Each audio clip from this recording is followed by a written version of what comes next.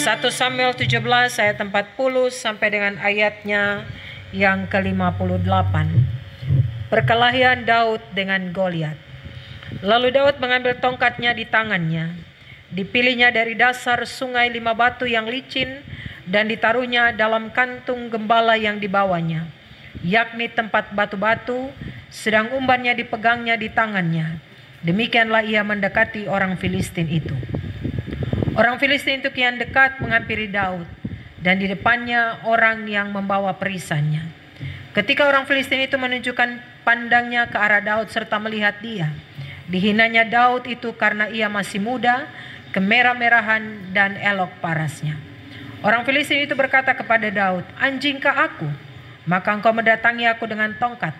Lalu demi para allahnya orang Filistin itu mengutuki Daud. Pula orang Filistin itu berkata kepada Daud, "Hadapilah aku, maka aku akan memberikan dagingmu kepada burung-burung di udara dan kepada binatang-binatang di padang." Tetapi Daud berkata kepada orang Filistin itu, "Engkau mendatangi aku dengan pedang dan tombak dan lembing, tetapi aku mendatangi engkau dengan nama Tuhan semesta alam, Allah segala barisan Israel yang kau tantang itu. Hari ini juga Tuhan akan menyerahkan engkau ke dalam tanganku, dan aku akan mengalahkan engkau dan memenggal kepalamu dari tubuhmu. Hari ini juga aku akan memberikan mayatmu dan mayat tentara orang Filistin kepada burung-burung di udara dan kepada binatang-binatang liar, supaya seluruh bumi tahu bahwa Israel mempunyai Allah, dan supaya segenap jemaah ini tahu bahwa Tuhan menyelamatkan bukan dengan pedang dan bukan dengan lembing, sebab di tangan Tuhanlah pertempuran, dan ia pun menyerahkan kamu ke dalam tangan kami." Ketika orang Filistin itu bergerak maju untuk menemui Daud, maka segeralah Daud berlari ke barisan musuh untuk menemui orang Filistin itu. Lalu Daud memasukkan tangannya dalam kantungnya, diambilnyalah sebuah batu dari dalamnya, diumbannya, maka kenalah dahi orang Filistin itu, sehingga batu itu terbenam ke dalam dahinya dan terjerumuslah ia dengan mukanya ke tanah. Demikianlah Daud mengalahkan orang Filistin itu dengan umban dan batu. Ia mengalahkan orang Filistin itu dan membunuhnya tanpa pedang di tangan. Daud berlari mendapatkan orang Filistin itu, lalu berdiri di sebelahnya. Diambilnyalah pedangnya, dihunusnya dari sarungnya, lalu menghabisi dia. Dipancungnya kepalanya dengan pedang itu. Ketika orang Filistin melihat bahwa pahlawan mereka telah mati, maka larilah mereka. Maka bangkitlah orang-orang Israel dan Yehuda. Mereka bersorak-sorak lalu mengejar orang-orang Filistin sampai dekat Gat dan sampai pintu gerbang Ekron. Dan orang-orang yang terbunuh dari orang-orang Filistin bergelimpangan di tanah Searam sampai Gat dan sampai Ekron.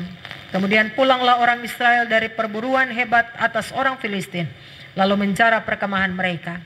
Dan Daud mengambil kepala orang Filistin yang dipancungnya itu dan membawanya ke Yerusalem. Tetapi senjata-senjata orang itu ditaruhnya dalam kemahnya. Ketika Saul melihat Daud pergi menemui orang Filistin itu, berkatalah ia kepada Abner, panglima tentaranya, "Anak siapakah orang muda itu, Abner?" Jawab Abner, "Demi Tuanku hidup ya Raja, sesungguhnya aku tidak tahu." Kemudian Raja berkata, "Tanyakanlah anak siapakah orang muda itu." Ketika Daud kembali sesudah mengalahkan orang Filistin itu, maka Abner memanggilnya dan membawanya menghadap Saul, sedang kepala orang Filistin itu masih ada di tangannya. Kata Saul kepadanya, "Anak siapakah engkau ya orang muda?" Jawab Daud, "Anak hamba Tuanku Isai, orang Betlehem itu." Demikian firman Tuhan bagi kita. Berbahagialah setiap kita yang mendengarkan firman Tuhan dan mau melakukan firman ini dalam hidup kita tiap-tiap hari. Pujian kepada Kristus selama-lamanya. Haleluya.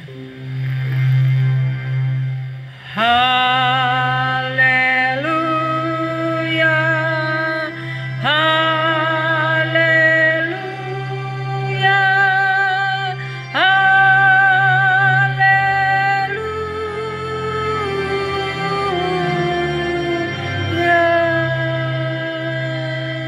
Shalom. Selamat pagi Bapak Ibu Saudara dan anak-anak. Selamat hari Minggu. Silakan berjabat tangan kiri kanan muka belakang. Berikan senyum yang paling bagus, senyum hari Minggu. Tadi pasti duduk, langsung duduk toh, terapegan tangan kiri kanan. Ya, terima kasih. Nah, ini baru terlihat senyum-senyum gajah putih. Baik, Bapak Ibu Saudara jemaat yang Tuhan Yesus kasih, tema perenungan kita mengandalkan Tuhan. Tidak terasa Bapak Ibu Saudara, kita sudah ada di hari Minggu tanggal 20 Agustus tahun 2023. Hari ke-232, minggu keempat kita miliki dalam minggu ini. Dan fokus pelayanan kita diingatkan yaitu pembaharuan GKI pada triwulan ketiga, Juli, Agustus, September tahun 2023. Dan melalui kebenaran firman Tuhan 1 Samuel 17 ayat 40 sampai 58, kita diingatkan untuk setiap orang harus hidup terus mengandalkan Tuhan. Jemaat yang Tuhan Yesus kasihi, kita mungkin pernah dengar istilah underdog. Kalau atlet-atlet pasti tahu atlet di Gajah Putih kan banyak toh. Pasti tahu underdog itu apa. Bapak Ibu Saudara jemaat, dalam dunia olahraga, underdog ialah atlet yang tidak diperhitungkan sama sekali. Tapi atlet itu bisa mengalahkan favorit juara bertahan. Dia keluar menjadi juara, dia tidak diperhitungkan. Justru sosok underdog itu bisa memberikan kejutan ketika dia mampu mengalahkan sang favorit juara atau juara bertahan itu. Pasti kita akan bertanya, masa sih orang yang tidak diperhitungkan dia bisa mengalahkan favorit juara bertahan? Jawabannya Bapak Ibu Saudara, karena dia tidak diperhitungkan, dia terhadap beban. Karena dia tidak diperhitungkan toh, jadi terhadap beban apa-apa. Yang jadi favorit juara nih, yang juara bertahan itu dia punya beban. Bagaimana saya mempertahankan juara saya? Bagaimana saya harus menunjukkan bahwa saya seorang favorit juara? Sedangkan underdog ini dia tidak punya beban apa-apa, dia main lepas. Makanya kalau Bapak Ibu sering nonton pertandingan di televisi, biasa reporter bilang begini, pemain ini tidak punya beban apa-apa, dia bermain lepas. Itu sudah.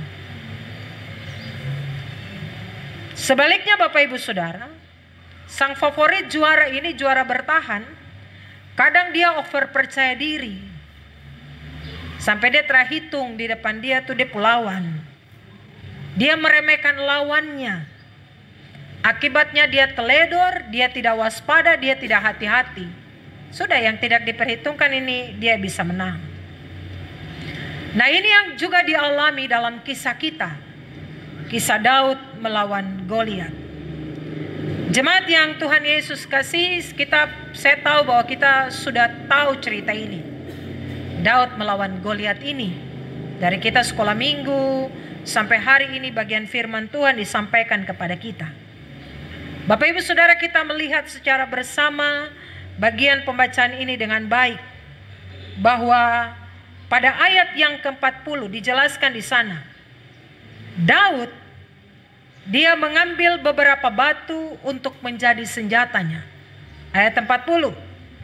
Lalu Daud mengambil tongkatnya di tangannya, dipilihnya dari dasar sungai 5 batu yang licin dan ditaruhnya dalam kantung gembala yang dibawanya, yakni tempat batu-batu, sedang umbannya dipegangnya di tangannya. Demikianlah ia mendekati orang Filistin itu. Bapak Ibu Saudara lihat di sana, dia mempersiapkan 5 batu, dia mempersiapkannya dengan imannya yang sungguh kepada Tuhan. Artinya Daud mau maju perang. Dia terpu apa-apa Bapak Ibu. Dia hanya punya tongkat. Dan dia hanya punya 5 batu itu di tangannya. Dia menyerahkan semuanya kepada Tuhan. Dia bukan tidak melakukan persiapan apa-apa. Dia melakukan persiapannya dengan baik. Dia memilih 5 batu Bapak Ibu Saudara. Hitung-hitungannya mungkin begini. Jika 1 batu terkena berarti masih ada 4 batu. Itu taktik perangnya Daud mungkin ya. Ton terada di sana aja, ton tertahu Daud taktik perang seperti itu. Tapi mungkin itu taktik perangnya. 1, kalau tembak terkena masih ada 4. Biasa kalau di film-film terakhir itu, peluru terakhir itu pasti kena. Nah, dia mempersiapkan dirinya dengan baik. Dia juga mungkin menghitung strategi perangnya dengan baik. Strategi untuk melawan pahlawan Filistin ini. Jika pertama gagal, pasti masih ada 4 batu sebagai senjatanya. Dia mengandalkan Allah, dia mempersiapkan diri secara baik. Dan Bapak Ibu Saudara, bagian ini memang seharusnya berjalan bersama-sama. Mempersiapkan diri, tapi juga menyerahkan semuanya kepada Tuhan. Ini yang Daud lakukan. Pada ayat 41 sampai 44. Orang Filistin itu kian dekat menghampiri Daud, dan di depannya orang yang membawa perisannya. Ketika orang Filistin itu menunjukkan pandangnya ke arah Daud serta melihat dia, dihinanya Daud itu karena ia masih muda, kemerah-merahan dan elok parasnya. Orang Filistin itu berkata kepada Daud, "Anjingkah aku, maka engkau mendatangi aku dengan tongkat?" Lalu demi para allahnya, orang Filistin itu mengutuki Daud. Pula orang Filistin itu berkata kepada Daud, "Hadapilah aku, maka aku akan memberikan dagingmu kepada burung-burung di udara dan kepada binatang-binatang di padang." Ini contoh orang yang anggap remeh lawan. Makanya tadi awal diceritakan begitu. Atlet yang kalau anggap remeh lawan tuh begitu sudah. Percaya dirinya terlalu tinggi. Dan ayat-ayat ini Bapak Ibu Saudara mengisahkan dialog Goliat dengan Daud. Dan dialog itu luar biasa. Goliat lihat Daud, ini anak muda, kemerah-merahan lagi. Masa kau datang dengan saya, mau lawan saya baru kau hanya pakai tongkat. Makanya Goliat bilang, kau kira saya anjing kah? Jadi kau pukul-pukul anjing itu terus anjing lari. Seperti itu. Goliat bilang begitu Bapak Ibu Saudara. Goliat bilang, kau hadapi saya sudah. Saya akan kasih makan kau tubuh itu, daging itu kepada burung-burung di udara. Dan kepada binatang-binatang di padang. Luar biasa Bapak Ibu. Itu seorang yang punya power, kekuatan, yang dianggap pahlawan orang Filistin. Dan Goliat itu tadi malam kami dapat pemberitaan materi dari Bapak Pendeta Desat Pai dan Bapak Pendeta Desat Pai menceritakan tentang Goliat. Dia tinggi itu sekitar mau sampai 3 meter. Dia pakai baju saja, baju itu berat di tubuhnya. Karena mungkin dia tinggi besar, makanya baju yang disiapkan kepada dia juga itu harus besar, harus berat. Makanya ketika Goliat melihat Daud, Goliat hina-hina Daud. Kok kira saya anjing aja kau datang dan tongkat baru kau pukul-pukul saya. Kau kecil ini, saya kasih bunuh kau, saya kasih makan kau tubuh untuk daging untuk burung-burung dan binatang-binatang di padang. Jemaat yang Tuhan Yesus kasih, Daud lari terada. Cerita sampai hari ini yang kita dengar Daud tidak lari. Ayat 45 sampai 46. Daud berkata kepada orang Filistin itu, "Engkau mendatangi aku dengan pedang dan tombak dan lembing. Tetapi aku mendatangi engkau dengan nama Tuhan semesta alam, Allah segala barisan Israel yang kau tantang itu. Hari ini juga Tuhan akan menyerahkan engkau ke dalam tanganku, dan aku akan mengalahkan engkau dan memenggal kepalamu dari tubuhmu. Hari ini juga aku akan memberikan mayatmu dan mayat tentara orang Filistin kepada burung-burung di udara dan kepada binatang-binatang liar, supaya seluruh bumi tahu bahwa Israel mempunyai Allah." Luar biasa. Daud percaya diri karena yang ada di depan dia tahu Tuhan. Daud menyatakan kegigihan yang besarnya untuk nama Tuhannya. Maka seruannya menjadi proklamasi iman yang membangkitkan semangat Daud, tapi juga seluruh orang Israel yang mau berperang melawan Filistin pada waktu itu. Bapak Ibu, bagaimana dengan Saul? Saul hanya pentingkan diri sendiri. Maka kegigihan untuk Tuhan menjadi habis sama sekali. Dan di mana kegigihan untuk Tuhan itu hilang, maka inspirasi itu betul-betul juga hilang dan berhenti.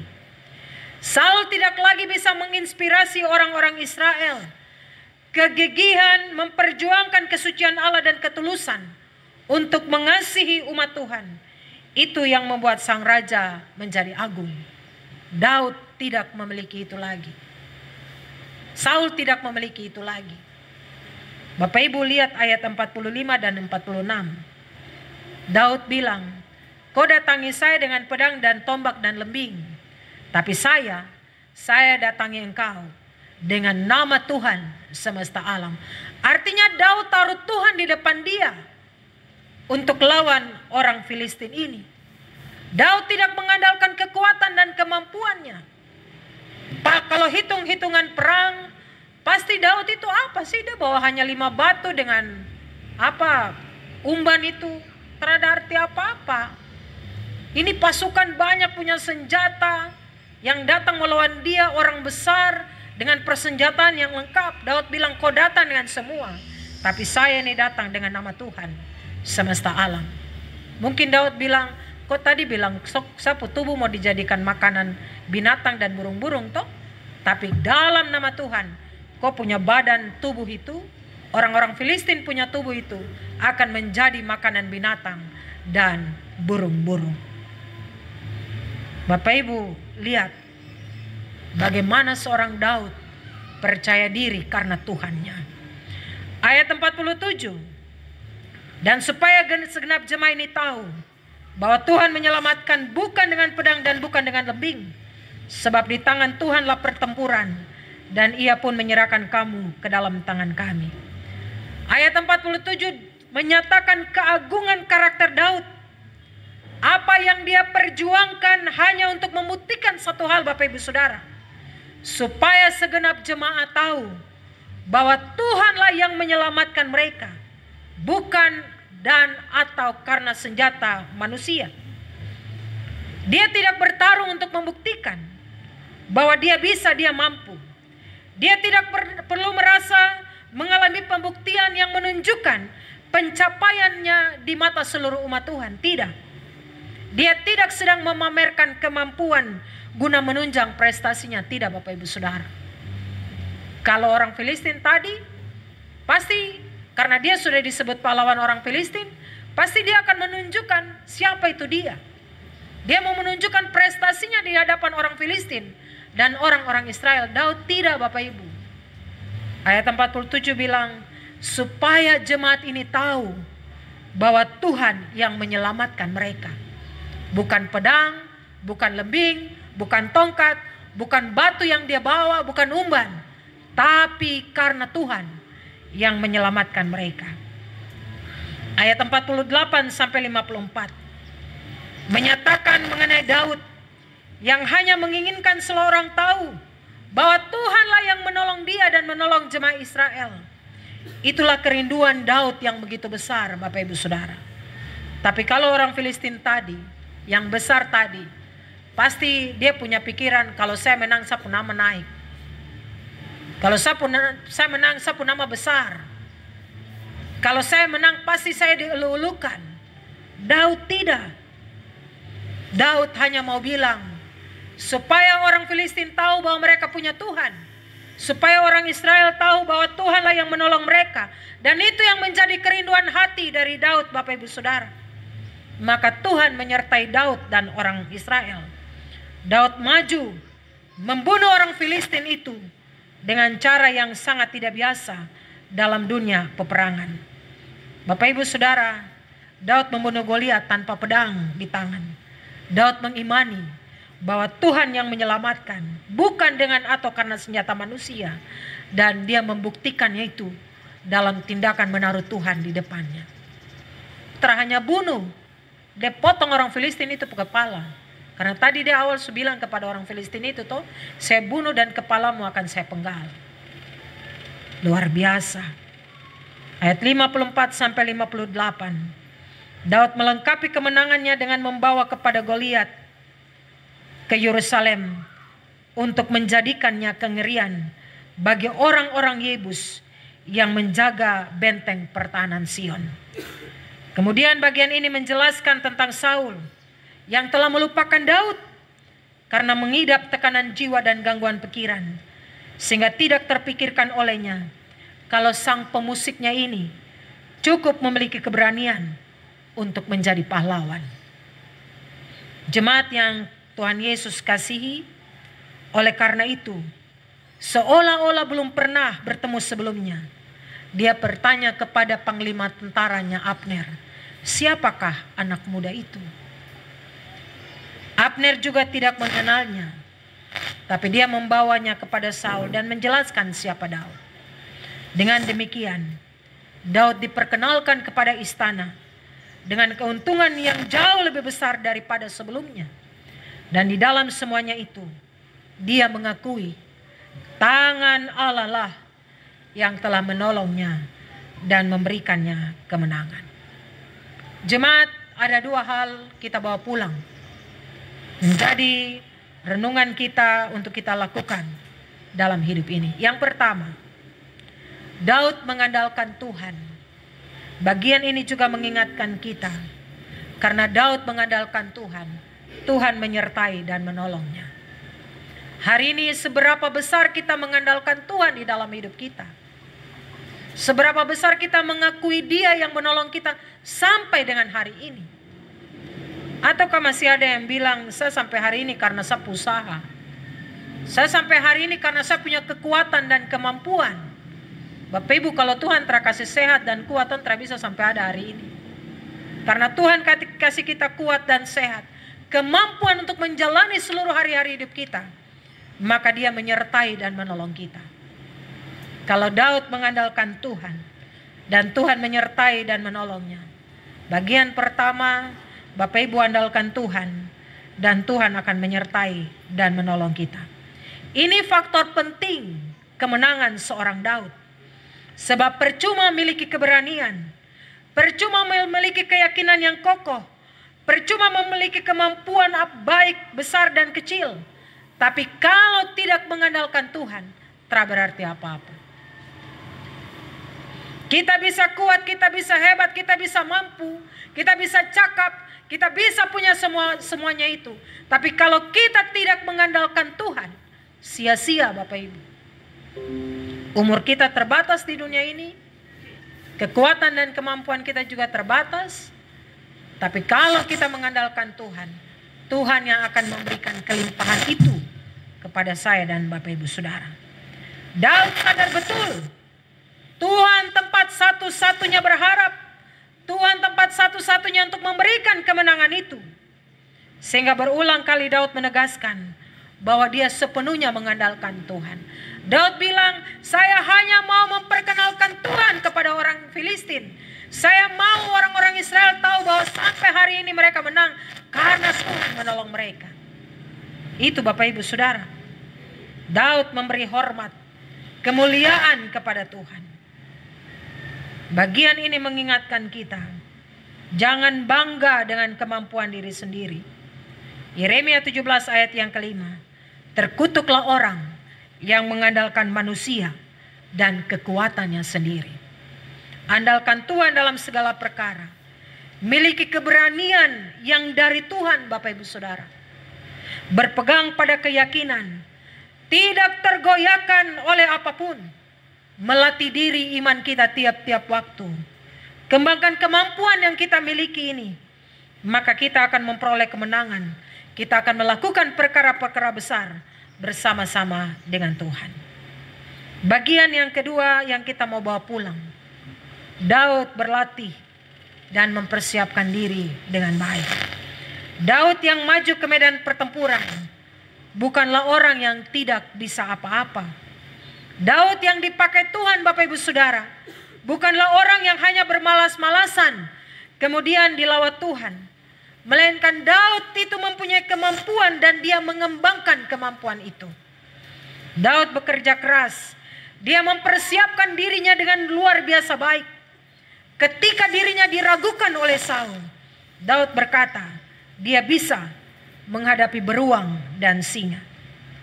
Kalau Daud saja berlatih dan mempersiapkan diri dengan baik.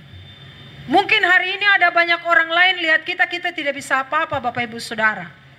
Mungkin hari ini orang lain lihat kita, kalau kau dikasih kepercayaan kau tak bisa. Itu ukuran manusia yang melihat kita. Tapi Daud menunjukkan itu.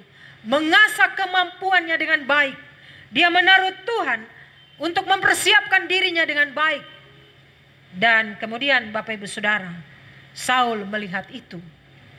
Daud yang diragukan oleh Saul, Daud yang diragukan oleh orang-orang Filistin, Daud yang diragukan oleh Goliat, Daud yang diragukan oleh banyak orang, dia membuktikan itu. Dia mempersiapkan dirinya dengan baik. Dia menaruh Tuhan di depannya. Hari ini saya dan Bapak Ibu Saudara kita diingatkan. Kita sebagai umat Tuhan, orang percaya, kita harus terus berlatih dan mempersiapkan diri kita dengan baik. Rumah kita bukan di dunia ini.